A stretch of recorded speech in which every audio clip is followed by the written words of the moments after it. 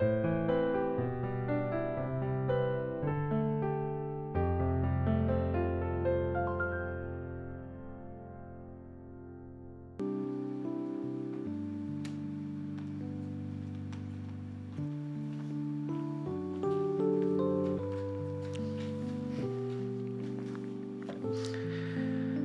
기도하심으로 3월 19일 매일 주신 기도회를 주님 앞에 올려드리겠습니다.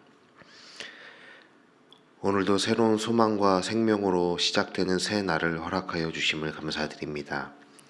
주님의 은혜와 사랑에 익숙해지고 무뎌지지 않도록 날마다 나의 나됨을 깨닫고 하나님의 하나님 되심을 인정하는 우리의 복된 삶이 되기를 원합니다. 주님, 오늘은 먼 곳에서 군 복무와 유학, 취업으로 집을 떠나 있는 우리 교회의 자녀들과 청년들을 위해 기도합니다. 어제 군입대를 하고 새로운 환경과 상황에 있는 주님의 아들을 기억하여 주시옵소서. 하루빨리 적응하고 익숙해져서 좋은 선후임들과 보람된 군생활 감당하는 당신의 아들 되게 하여 주시옵소서. 먼지에 입대하고 열심히 군생활하고 있는 모든 청년들도 기억하여 주시고 그들이 힘들고 어려운 순간마다 먼저 기도하고 주님을 의지하며 동행하는 모든 시간 되게 하여 주시옵소서. 청년과 젊은이들이 인생의 꿈과 소망을 갖는 것이 사치스럽게 느껴지고 하고 싶은 일보다 해야 하는 상황에 쫓기듯 살아가야 하는 세상입니다. 하지만 상황만을 탓하며 주저하지 않게 하시고 모든 상황 속에 신실하고 성실하신 하나님의 인도하심과 동행하심을 믿으며 주님께서 허락하신 젊음의 날들을 감사와 기쁨으로 살아가는 우리 교회 청년들 되게 하여 주시옵소서. 쉬고 싶고 누리고 싶은 것들이 많지만 꿈과 비전을 품고 열심히 살아내는 청년들, 또 집을 떠나 각각의 환경에서 부단히 애쓰며 살아내는 청년들의 모든 인생을 붙들어 주시고 그들의 삶을 통해 하나님의 나라와 뜻이 확장되는 축복을 허락하여 주시옵소서. 오늘도 우리에게 허락하신 말씀 앞에 정직히 섭니다. 피곤한 몸과 영혼에 힘을 주셔서 깨닫게 하시고 소망 허락하시는 하나님의 뜻을 알아가는 시간 되게 하여 주시옵소서. 감사드리며 예수님의 이름으로 기도드립니다. 아멘. 오늘 우리에게 주시는 하나님의 말씀은 마가복음 13장 1절로 13절까지의 말씀입니다. 마가복음 13장 1절부터 13절의 말씀을 저와 여러분이 한 절씩 교독하시고 마지막 13절 말씀은 함께 읽겠습니다. 하나님의 말씀입니다. 예수께서 성전에서 나가실 때에 제자 중 하나가 이르되 선생님이여 보소서, 이 돌들이 어떠하며 이 건물들이 어떠하니이까? 예수께서 이르시되 네가 이 큰 건물들을 보느냐? 돌 하나도 돌 위에 남지 않고 다 무너뜨려지리라 하시니라. 예수께서 감람산에서 성전을 마주 대하여 앉으셨을 때에 베드로와 야고보와 요한과 안드레가 조용히 묻되 우리에게 이르소서, 어느 때에 이런 일이 있겠사오며 이 모든 일이 이루어지려 할 때에 무슨 징조가 있사오리이까? 예수께서 이르시되 너희가 사람의 미혹을 받지 않도록 주의하라. 많은 사람이 내 이름으로 와서 이르되 내가 그라하여 많은 사람을 미혹하리라. 난리와 난리의 소문을 들을 때에 두려워하지 말라. 이런 일이 있어야 하되 아직 끝은 아니니라. 민족이 민족을, 나라가 나라를 대적하여 일어나겠고 곳곳에 지진이 있으며 기근이 있으리니 이는 재난의 시작이니라. 너희는 스스로 조심하라. 사람들이 너희를 공회에 넘겨주겠고 너희를 회당에서 매질하겠으며 나로 말미암아 너희가 권력자들과 임금들 앞에 서리니 이는 그들에게 증거가 되려 함이라. 또 복음이 먼저 만국에 전파되어야 할 것이니라. 사람들이 너희를 끌어다가 넘겨줄 때에 무슨 말을 할까 미리 염려하지 말고 무엇이든지 그때에 너희에게 주시는 그 말을 하라. 말하는 이는 너희가 아니오 성령이시니라.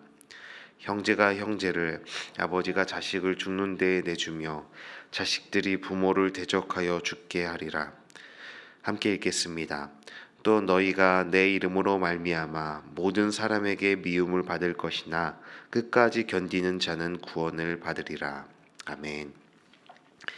네, 오늘도 함께 하나님 말씀을 나눌 수 있음을 감사드립니다. 또 귀한 걸음, 또 귀한 하루의 삶을 주님 안에서 살아내시기를 바랍니다. 어제 말씀에서 나누었던 것처럼 예수님은 성전을 향한 분노와 저주를 표출하셨습니다. 가장 가난하고 약한 과부의 생활비까지 착복하고 탐하는 종교 지도자들의 모습을 보시고 성전을 나오셔야만 했습니다. 그때 제자들 중 눈치 없는 누군가가 예수님께 말합니다. 와, 스승님, 저 멋지고 아름다운 성전을 좀 보세요. 대단하지 않습니까? 라는 말을 했습니다. 실제로 당시 성전은 주전 2세기경 헤롯 대왕에 의해서 40년 넘게 건축이 되고 있던 상황이었습니다. 이 성전의 모습을 묘사한 역사가 요세푸스의 기록이 남아 있습니다. 그 기록을 그대로 읽어보겠습니다. 그 성전은 커다란 금판으로 사방이 덮여 있어서 태양이 떠오르면 이내 불꽃처럼 찬란하게 빛났다. 그 빛이 어찌나 강렬하던지 그것을 쳐다보는 사람들은 마치 햇빛을 직접 볼 때처럼 눈길을 돌리지 않을 수 없었다. 금으로 덮여있지 않은 부분은 모두 새하얀 색이었기 때문에 멀리서 처음 보는 사람에게는 눈 덮인 산처럼 보였다. 라고 기록이 되어 있습니다. 햇빛의 반사가 되면 눈이 부실 정도로 황금으로 뒤덮여 있고 또 금으로 덮여 있지 않은 부분은 새하얀 벽돌로 지어져서 마치 산 위의 눈처럼 보였다라고 하죠. 그리고 성전을 지은 돌 하나하나가 엄청난 크기여서 그 앞에 서 있으면 누구라도 그 규모와 화려함에 압도당할 수밖에 없었습니다. 그래서 당시의 랍비들은 이 헤롯왕을 정말 싫어하였는데 그 헤롯왕이 짓고 있었던 이 성전 앞에서는 그들도 감탄할 수밖에 없었다라고 합니다. 그래서 아마도 예수님의 제자들 중 누군가도 자신도 모르게 이런 말을 하고 있을지 모릅니다. 그러나 예수님의 대답은 단호하셨습니다. 한마디로 이 성전의 완전한 멸망을 예고하셨습니다. 돌 위에 돌 하나도 남지 않고 완전히 파괴되고 무너질 것이다. 그런데 당시 유대인들에게 이 성전은 굉장히 중요한 의미와 가치, 그들의 삶의 중심지였습니다. 성전은 하나님이 거하는 곳이었고 하나님께 기도하고 제사하고 참된 율법을 듣고 배우며 참된 경건이 실현되어야 하는 곳이었죠. 하지만 예수님은 성전에서 이 중에서 어떤 것도 아무것도 찾지를 못하셨던 겁니다. 껍데기만 있을 뿐 성전이 담고 있어야 할 그 어떤 것도 담아내지 못하고 기능하지 못하는 성전을 허무실 것이며 예수 그리스도를 통하여 진정한 성전을 다시 지으실 것이다라는 것을 말씀하십니다. 아마 제자들은 신성하고 중요한 성전을 향해 이렇게 멸망을 선언하시는 예수님의 말씀에 내심 크게 놀랐던 것 같습니다. 그래서 성전이 마주 보이는 감난산까지 와서 성전을 마주보고 앉아 계신 예수님께 쭈뼛쭈뼛 다가와 다시 제자들이 질문을 합니다. 예수님께서 말씀하시는 그 성전 파괴는 언제 일어나는 일이고 그 일이 일어날 때 어떻게 알 수 있는지를 질문하지요. 한마디로 때와 징조가 무엇인지를 묻습니다.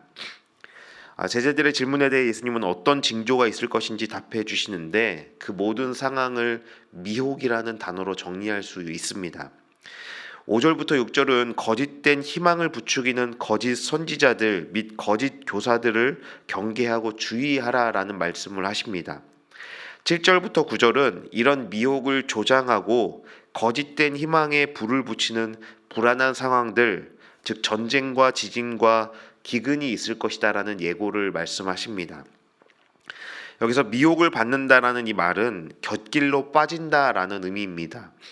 잘못된 말이나 가르침을 받고 복음의 길에서 떠나서 다른 길로 들어서는 것입니다.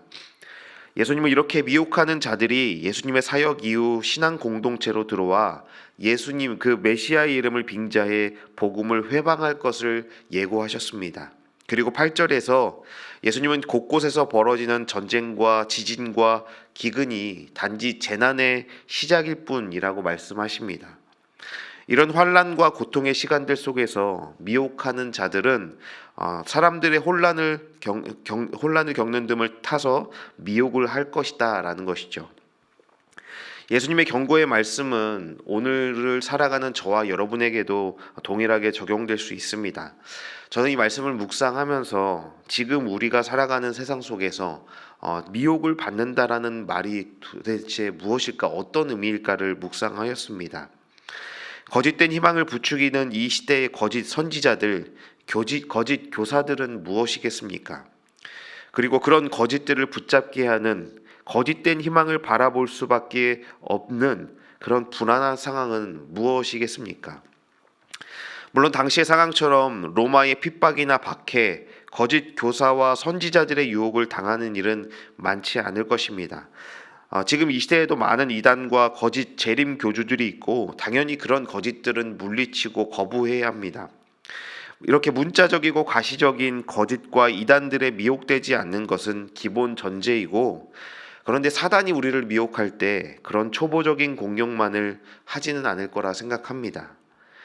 여러분, 무엇이 우리의 마음을 두렵게 하고 불안하게 합니까? 최근의 국제 정세는 이보다 더 불안할 수가 없지요.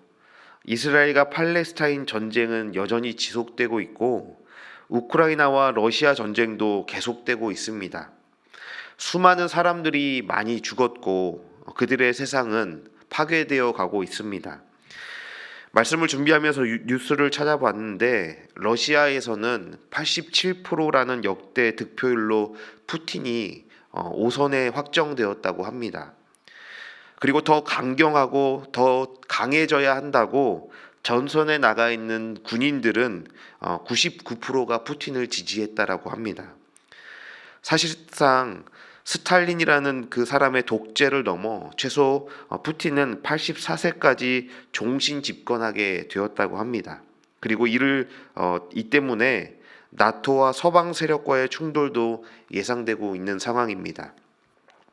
또한 세계 곳곳에서는 이상기후와 자연재해로 수많은 사람들이 죽고 다치고 있지만 자연의 힘을 인간이 통제할 수 없기에 속수무책입니다. 우리나라도 경제와 물가는 안정되지 않고 거리의 상가에는 공실이 넘쳐난다고 합니다.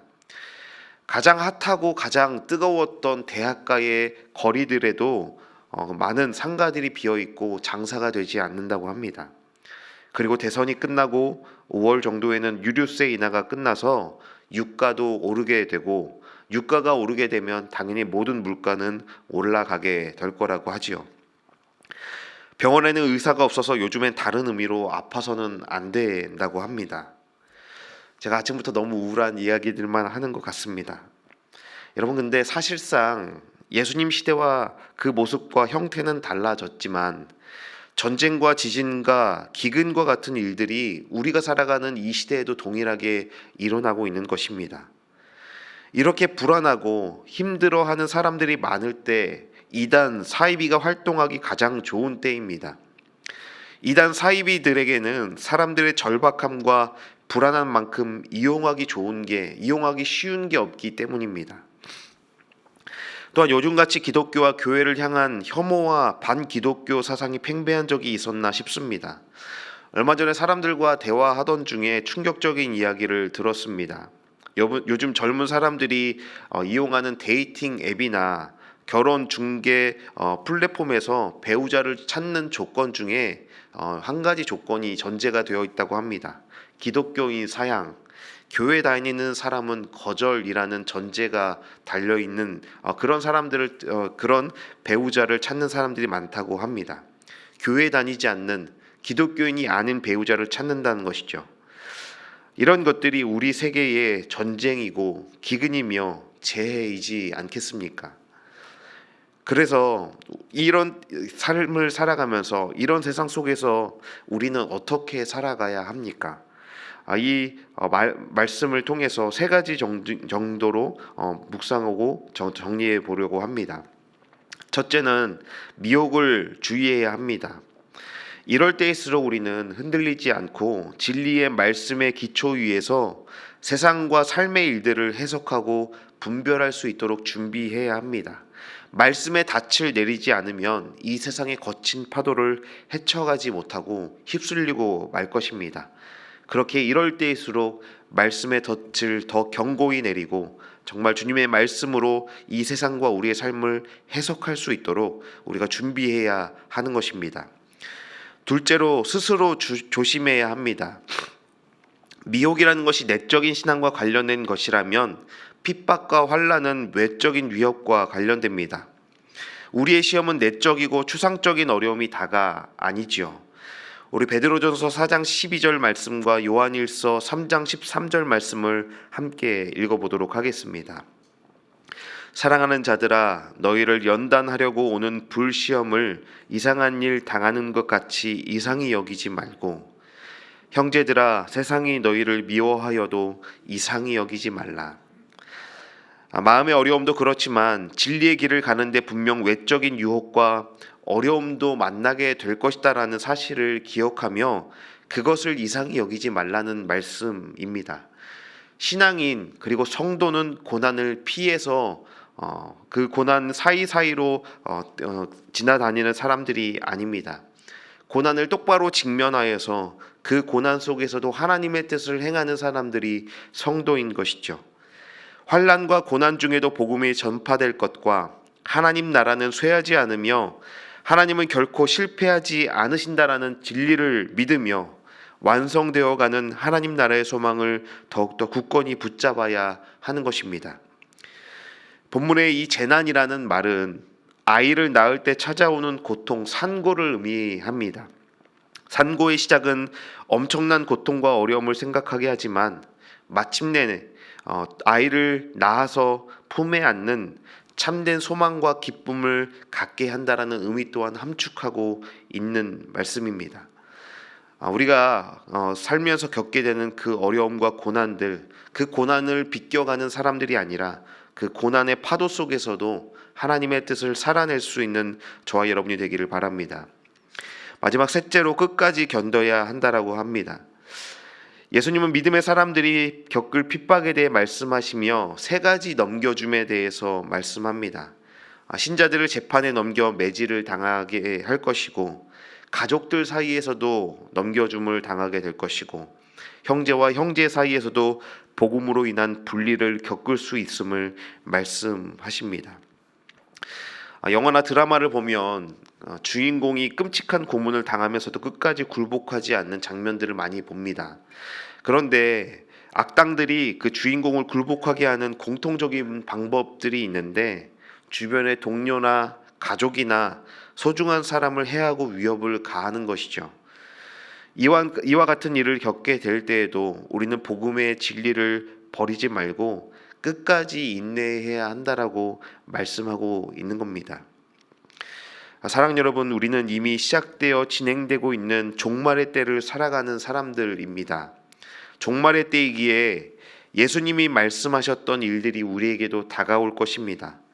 불확실한 미래와 불안한 상황들은 거짓된 희망에 시선을 돌려야 한다라고 우리를 미혹할 것입니다. 거짓 교사와 선지자들에게 지금 이때와 같은 좋은 기회는 없기 때문입니다. 하지만 성도는 하나님 나라의 시간을 현재에서 준비하는 사람들임을 기억해야 합니다. 성도는 영원한 것을 위해 영원하지 않는 것을 포기할 줄 아는 사람들입니다. 성도는 거짓이 아닌 진리를 위해 인생을 걸 수 있는 사람들입니다. 테리 월링이라는 분이 이렇게 말합니다. 주님은 그분을 확실히 따르기로 결단한 일에게 명백한 내일을 보여주시고 끝까지 인도하신다. 예수님은 구원에 이르는 인내를 말씀하셨습니다. 그 인내는 무조건 참아라가 아닙니다. 너희에게 영원한 소망이 준비되어 있으니 그것을 바라보며 그것을 위해 참고 인내하라고 말씀하십니다. 거짓을 위해 목숨을 거는 것은 미련한 것이지만 영원한 진리를 위해, 참된 진리를 위해 목숨을 거는 것만큼 가치 있는 일은 없습니다. 우리가 그 길을 가겠다고 결정하며 기도할 때 성령께서 환난 가운데 인내하도록 함께하며 도우실 것입니다. 우리가 해야 할 말을 준비하실 것이며 우리가 살아갈 길을 제시하실 것이고 그 어려움 가운데 우리와 동행하실 것입니다. 우리 마지막으로 로마서 5장 3절과 4절을 우리의 결단과 고백으로 함께 읽으며 함께 기도하시도록 하겠습니다. 로마서 5장 3절과 4절입니다. 다만 이뿐 아니라 우리가 환난 중에도 즐거워하나니 이는 환난은 인내를, 인내는 연단을, 연단은 소망을 이루는 줄 알미로다. 아멘. 함께 기도하시겠습니다. 자격 없는 우리에게 영원한 소망의 길을 열어주신 하나님, 종말의 시간을 살아가지만 세상의 현실과 상황에 매몰되어 깨어있지 못했던 우리의 모습을 회개합니다. 진짜 성도답게 살아가려면 미혹과 재난을 피할 수 없다는 예수님의 말씀을 기억합니다. 부담스럽고 힘겹고 피하고 싶지만 겟세마네 동산에서 기도하시며 하나님의 뜻을 선택하시고 십자가에 오르신 그 예수의 길을 따라 걷는 주의 백성들 되기를 간절히 원합니다. 참 두렵고 막막하고 어렵지만 이 진리의 도상에서 돌아서지 않도록 성령 하나님 우리를 붙들어 주시고 약함 가운데 강함 되어 주시옵소서. 이제 살아갈 이 하루의 시간과 우리의 모든 삶을 주님께 맡겨드립니다. 영원한 하나님 나라의 소망을 굳건히 붙잡고 살아가는 모든 노프트덕소의 가족들 되게 하여 주시옵소서. 길과 진리 되신 예수님의 이름으로 기도드립니다. 아멘. 함께 기도하시겠습니다.